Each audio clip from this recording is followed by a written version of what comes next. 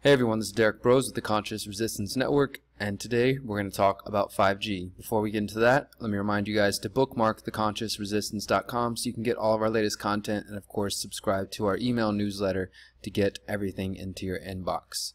So let's get right into this. About almost 2 months now, I wrote this article you're looking at here. Connecticut Senator calls on FCC Commissioner to disclose safety data for 5G networks.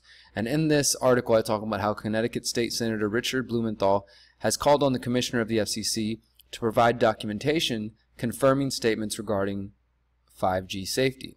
December 3rd, Connecticut State Senator Richard Blumenthal and California Representative Anna Eshoo held a press conference asking the Federal Communications Commission to provide evidence that 5G technology is safe. The conference was a response to statements made by FCC Commissioner Brandon Carr. So, Brandon Carr, the head of the FCC, Blumenthal writes the following: "We write with interest regarding your recent remarks on the safety of 5G technologies during a Senate Commerce Committee field hearing in Sioux Falls, South Dakota. During this hearing, the mayor of Sioux Falls, the Honorable Paul Tenhaken, asked about the health ramifications of 5G in small cell deployment." Blumenthal went on to describe how Carr, speaking on behalf of the FCC, stated that current law states that local and state governments cannot take radio frequency concerns into account. And of course, this is because, as I've written and told you guys before, the FCC passed a rule back in October of 2018 basically saying that it overrode all local and state regulations and any sort of ordinances about how the 5G rollout could take place, whether that's concerning health, privacy, or generally just how much they could charge and where they could place these devices. The FCC and their corporate partners took that over, and now they are in charge of that rollout. So Senator Blumenthal is asking Carr of the FCC to make it clear where they get their evidence that says that the 5G small cells are safe. And Senator Blumenthal's letter states, "Most of our current regulations regarding radio frequency safety were adopted in 1996 and have not been updated for next generation equipment and devices." And he also wrote the following: "As you know, this study found evidence of cancerous heart tumors." He's talking about the U.S. National Toxicology Program study, which I've talked about, "as well as some evidence of cancerous brain tumors in male rats exposed to high levels of radio frequency radiation like that used in 2G and 3G cell phones. To ensure we communicate accurate information to our constituents, many of whom have similar concerns to Mayor Tenhaken, we respectfully request you provide our offices the 5G safety determination from FCC and relevant health agencies that you referred to during the field hearing. Please include current citations for the studies informing the safety determination."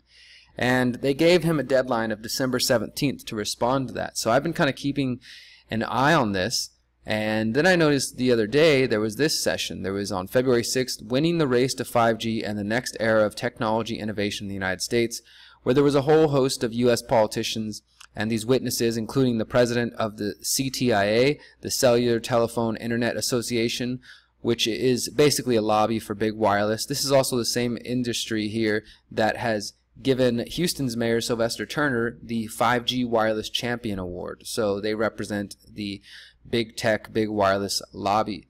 And in this 2-hour hearing, which you can see right here, not a single person asks a question related to health. The only person that even bothered, of course, was Senator Blumenthal. He once again questioned the safety of these devices and asked the people on the panel, which as you can see here include the head of the CTIA, a president and CEO of Competitive Carriers Association, the president of Intelligent Transportation Society of America, and the commissioner of U.S.-China Economic and Security Review Commission. So all these various lobbying groups that are looking forward to benefiting from the technology of 5G, but who seem to be either ignorant or just, I don't know, ignoring the facts around 5G health. So Senator Blumenthal, as you can see here in this, raises concerns on 5G wireless technology's potential health risks. And I'm just going to play you guys the clip here so you can hear for yourself.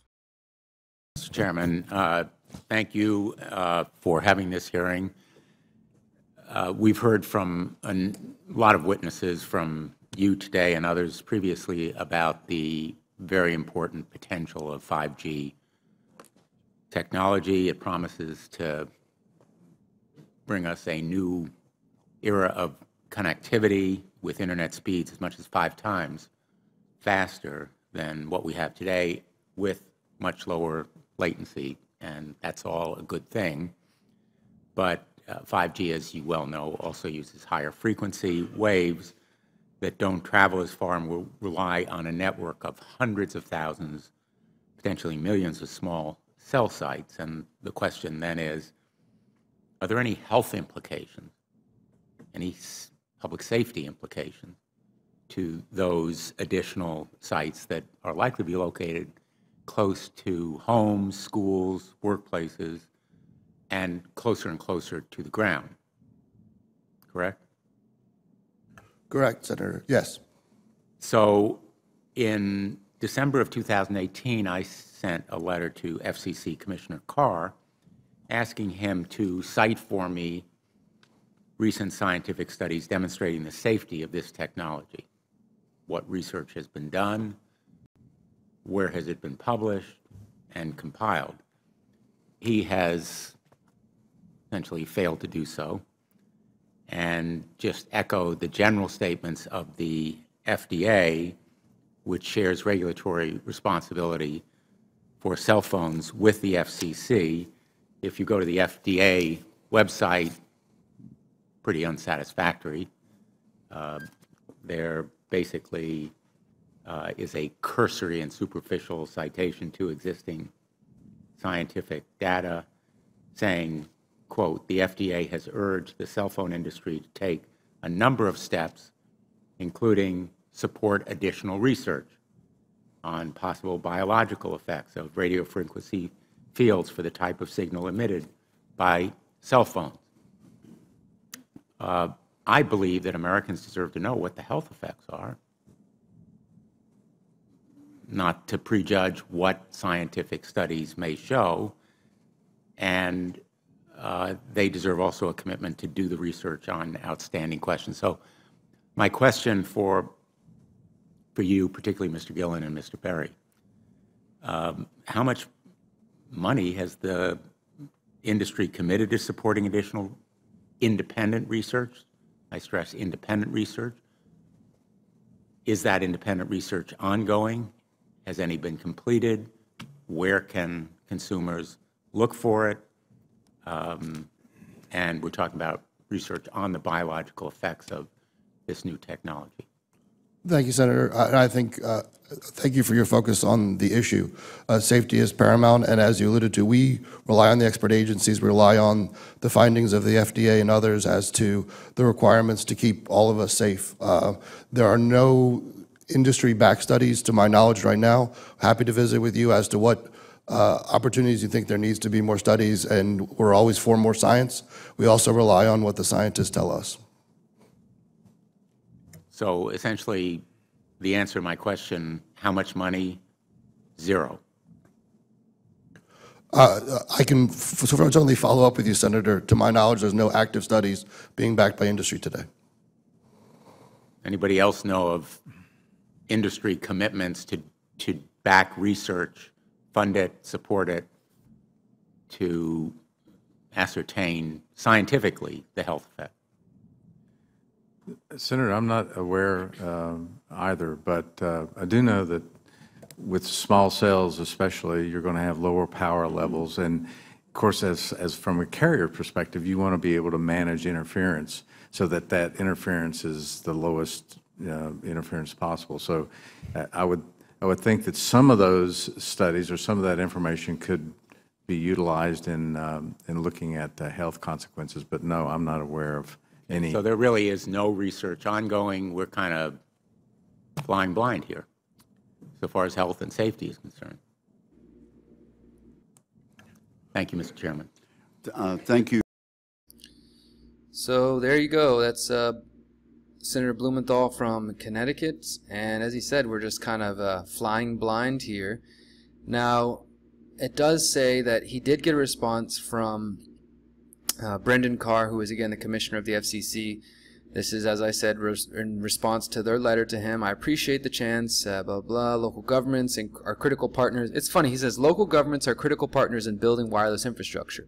However, they adopted an order in September which basically says that they cannot play a role anymore, that the federal government gets to take it over. So he's trying to, like, you know, have it both ways. He says, at the same time, Congress has prohibited localities from regulating wireless infrastructure based on radio frequencies, stating that, quote, no state or local government or instrumentality thereof may regulate the placement, construction, and modification of personal wireless service facilities on the basis of environmental effects of radio frequency emissions to the extent that such facilities comply with the Commission's regulations concerning such emissions.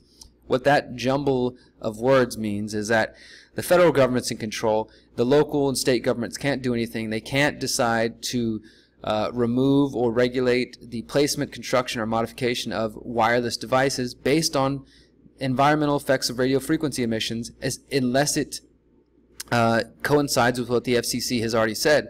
And he goes on to say, as indicated in my remarks, the federal agencies that are experts in these areas and stay up to date on scientific and medical studies. I also indicate these experts consistently take new information. It says the FCC sets radio frequency emission limits for cell phones and other electronic equipment.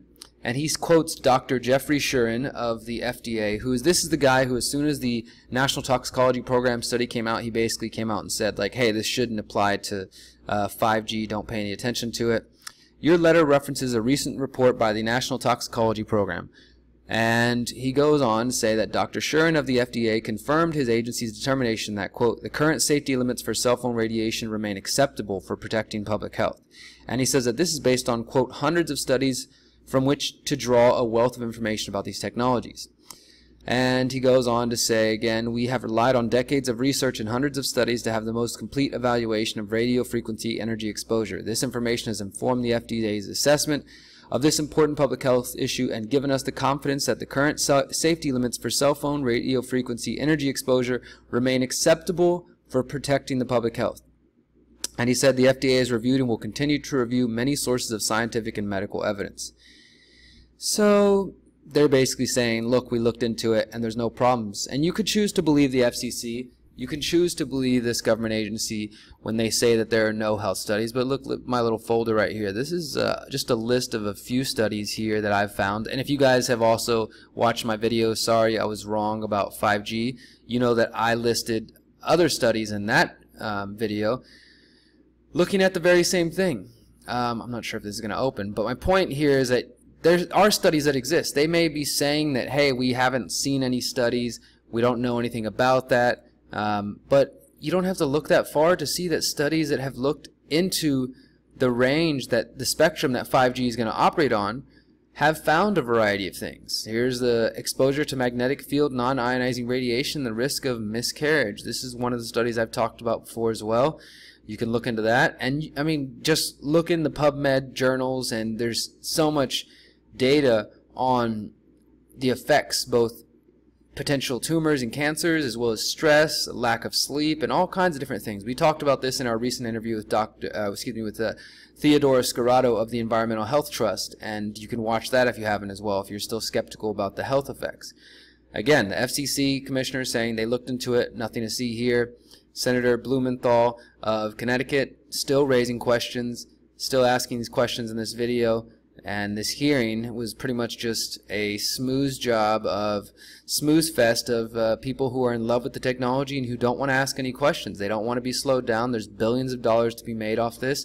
And this senator asking questions, it doesn't help their case. Now, surprisingly, you haven't heard anything about this on the mainstream press. I didn't find one single article that talked about this other than at Activist Post, but definitely not in the corporate deadstream media. But I will follow this and see what else comes up. This is why we need to continue to stay on this story. We need to continue to ask questions, because senators are asking questions, doctors are asking questions, activists are asking questions, health advocates are asking questions. Plenty of people are asking questions, but they want you to think that you're crazy if you ask questions, and if you question this rollout of 5G. You're just a Luddite. You must be anti-technology. You guys have seen the names people call me on YouTube for questioning this, but I don't care. I'm going to keep going. I'm going to keep asking questions. I hope you guys will as well, and hopefully we can expose more people to the truth. And whether or not we can stop it, I don't know. I doubt. but it's important that people be informed at the very least, because even if you don't believe the health concerns, even if you don't care about your own privacy and you don't think that the Internet of Things and 5G is going to bring about the end of privacy as we know it, you should care about the fact that this is a corporate takeover of the infrastructure of the future. The corporations, Verizon, and all the rest of them, AT&T and Sprint, are working together with the federal government through the CTIA and lobbying groups to take away power from localities and states so that they can be in complete control when the rollout happens. And whatever happens after that, we have to wait to see. But I don't think it's going to be good for you and me. So spread this story, share this video, and let's see what we can do. Thank you guys for watching. Remember, you are powerful, you are beautiful, you are free. Peace.